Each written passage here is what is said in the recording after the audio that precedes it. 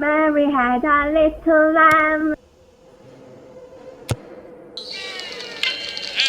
From the classiest radio station on the air, this is...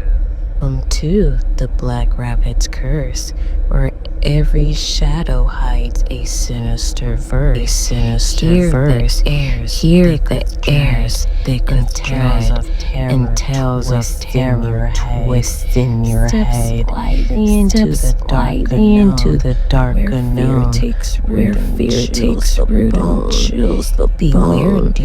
Beware, dear traveler, for once you're here, the curse may linger year after year. When Oshun came walking, a horror folklore story about divine vengeance for her spiritual children. They say every river has a memory, but some remember storms, others remembers blood. But old folks in Dunbar Street, they whispered that Oshun remembers tears, sweet tears, beloved tears, the tears of her spiritually crowned children, the one she called Idame, my gifts. And when one of her children cries with a broken heart, the whole river listens. Her name was Mayra. Everybody in the neighborhood knew she had a soft spirit, the kind of girl who left the world better than she found it.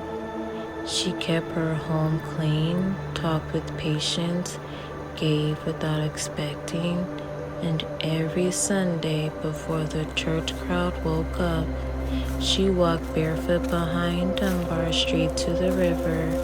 She knelt on the same old stone, dipped her fingers into the current, and poured honey, slow and respectful. For sweetness, she whispered, for clarity, for protection. Some people offer prayers with their mouths. Amra offered hers with her life, but soft-hearted people attracted sharp-hearted enemies. At her job, jealousy grew in quiet corners. Little comments, little digs, little shadows turning into bigger ones. A woman claimed Amra only got attention because she was too sweet, and man snatched credit from her work. Someone else spread a rumor that she used African magic to manipulate people. And the worst part, they laughed while they did it. By spring, Amra had lost her promotion, her peace, and finally her job. On the night she brought her things home, her strength ran out. She didn't even make it inside the house. She drifted towards the river like something was pulling her. She fell to her knees on the same stone and cried so hard she couldn't breathe. Her tears hit the water, and the water stopped moving. No crickets, no wind, no nice sounds at all. Just silence, a thick, expectant silence. Amra said later she felt the river rise under her palms like a breathing chest. The moonlight brightened the water cold gold, not shining across the surface, glowing from deep beneath. A woman's voice came from the water, soft but unmistakable. Idame? I saw everything. Warmth wrapped around her shoulders. A hand, delicate but unbreakable, rested on her back. Emma couldn't see her face. Not yet, but she felt it. That presence, ancient as creation, sharp as justice, sweet as honey. Oshun had answered. Another whisper crawled around Emma's ears. You will not lift your hand. You will not trouble your destiny. You will not dirty your sweetness. Rest. Let me collect what they owe. The river pulled her tears into itself like it was storing them. Then everything went still, and the water stopped flowing.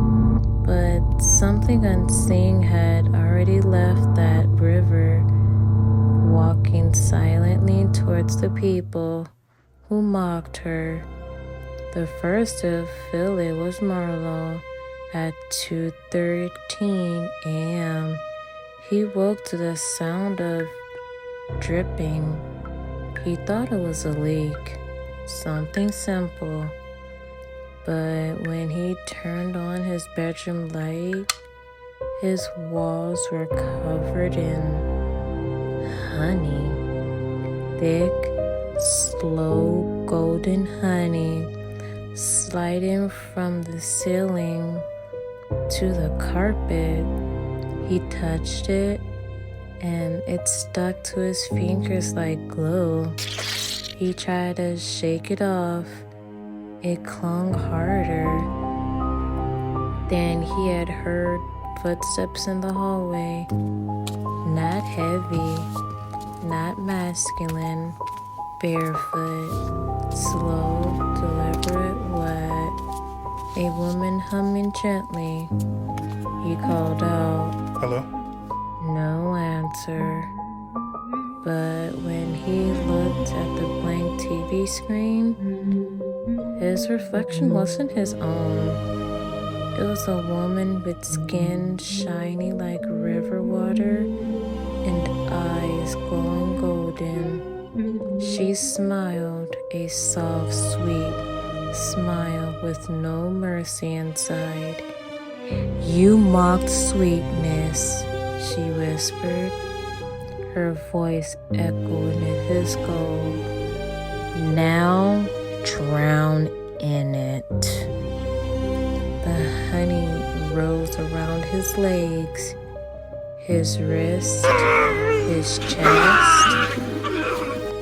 Then scream became a gurgle.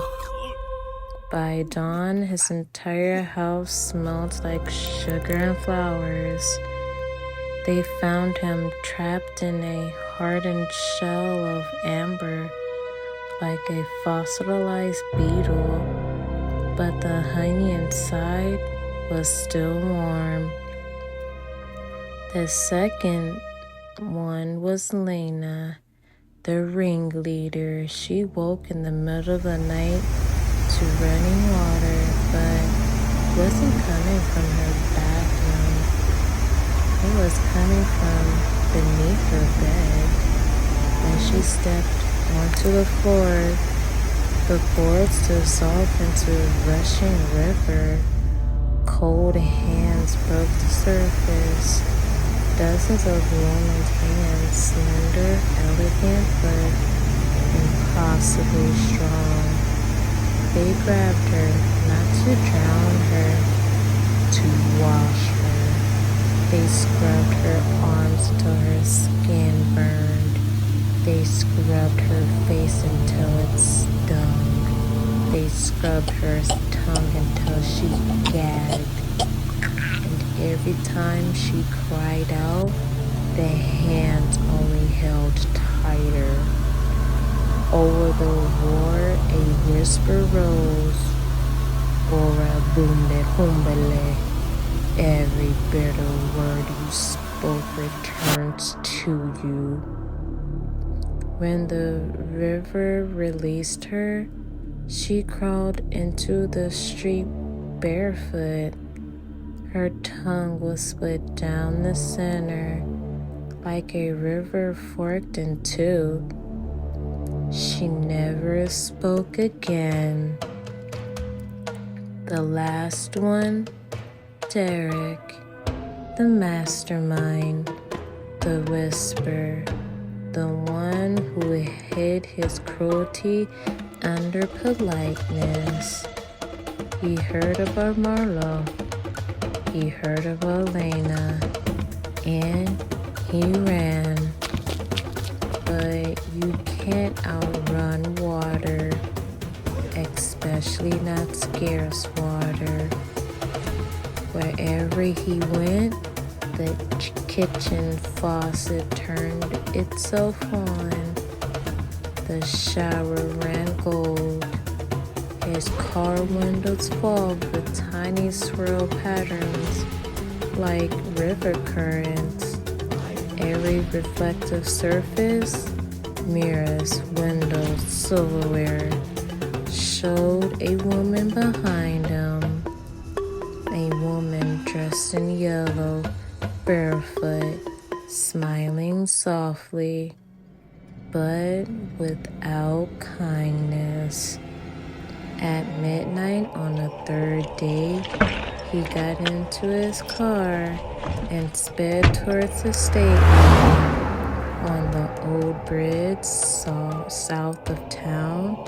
His engine died. The river beneath glowed gold. The air thickened. The road smelled like honey and rain. And then he saw her, Oshun. Not from paintings, not from stories, but in her true form. A dress woven from flowing water, eyes like molten sun, her moving as if underwater, her hair, gold bracelets ringing softly with each step. Beauty so radiant, it was terrifying. She stood in front of the car, head tilted gently. "You harmed my child," she said. Her voice rippled like river. "So you harmed me." The water rose behind her like a wave, preparing to swallow the sky. He screamed as the river collapsed forward, and the golden wall crushing over the bridge. Nobody ever surfaced, not a car, not even a tire.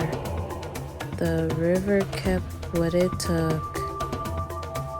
Naira woke up the next morning feeling lighter, like something had been lifted off her shoulders, like her spirit had been washed clean.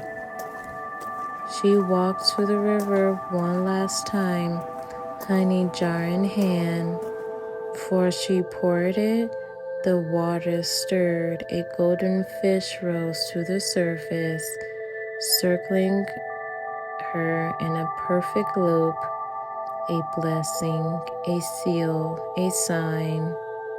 The wind blew through the trees, a soft, warm, and in that breeze she heard it again.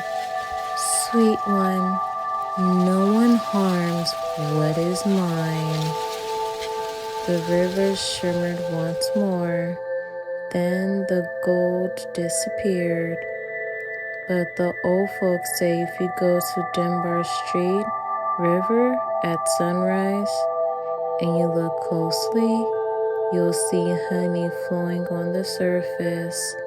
And if you listen even closer, you'll hear a woman humming, watching, protecting, collecting, because Oshun never forgets her children, and she always collect what is owed.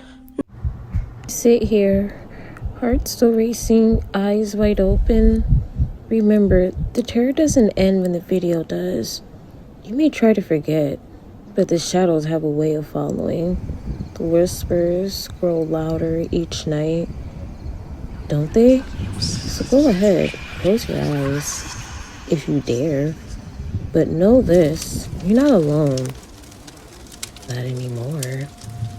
But the Black Rabbit's curse has seen you, and it's waiting. So what happens when the lights go out? If you want to find out, make sure you come back. But next time, will you be ready? Sleep well.